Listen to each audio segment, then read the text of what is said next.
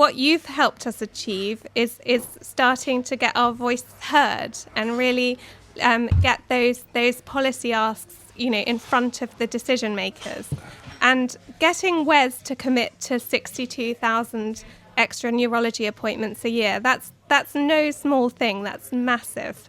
I know it will take time for those to come into place, and who knows what will happen over the next few months, years, but really that commitment is just huge, and it gives us something to get our teeth into and keep holding them to account on that promise, so that people with Parkinson's start seeing lower waiting times and really get the care that they need.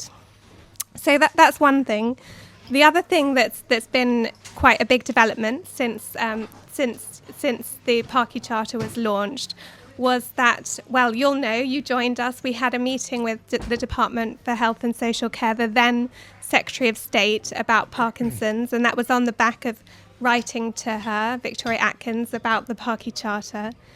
And we think because of that meeting, they have launched now a review in the Department for Health and Social Care into the project. Is looking at what we know and what we don't about Parkinson's in the areas of prevention, diagnosis, treatment and care. I feel fairly certain that Wes Streeting would have given that little push when he got into office. I think he might have done. We'll never know, but I think he might have done.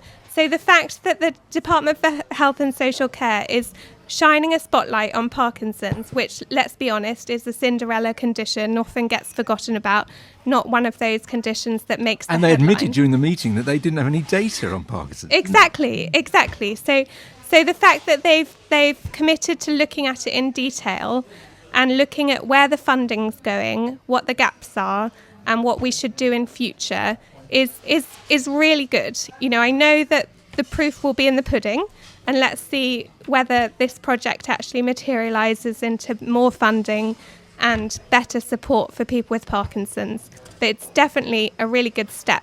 And but if the project does go ahead, yeah, which it sounds 100% it will. We'll never know. It will go ahead. Yes, they said it will. So I was just being Jeremy there for a second.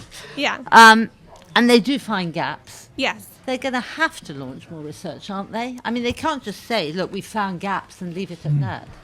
Well, I think it would be difficult for them for their own project to find gaps, and it's not just about clinical research. It's about, for example, why care isn't the same in all parts of the country, why people get different diagnostic experiences depending on where they look. It could cover a whole range of different things. So there'd be a comprehensive look at how people with Parkinson's are treated. Jeremy said a moment ago that there was no good reason for special treatment for Parkinson's, but I think that you have put your finger on it. Parkinson's has been the Cinderella condition for too long. We're just playing catch up at the moment. We've still got miles to go before we catch up with the cancers and cardio. And also, we don't have a Kevin Sinfield and Rob Burrow, which is what, Yeah.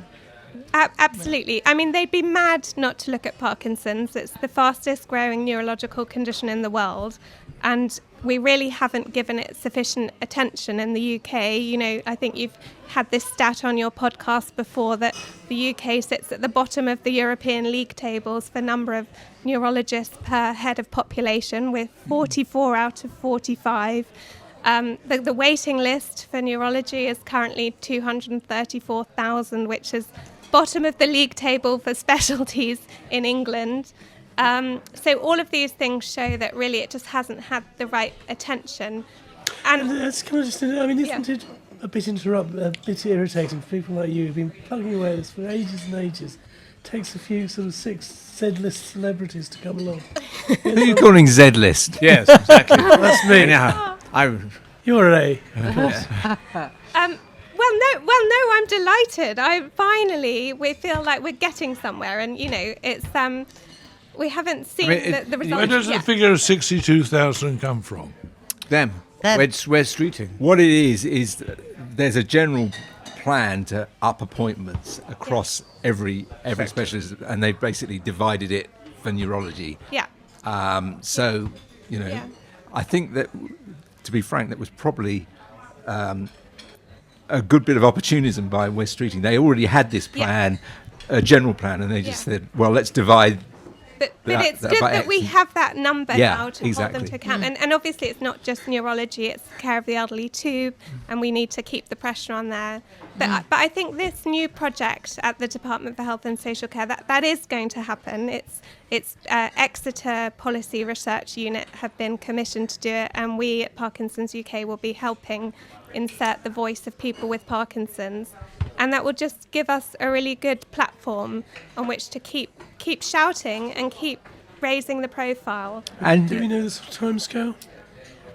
Not officially. I think it's going to take a fair bit of time, probably at least a year, because it's a big topic. Yeah, it's still quite big. And we want them to do it properly.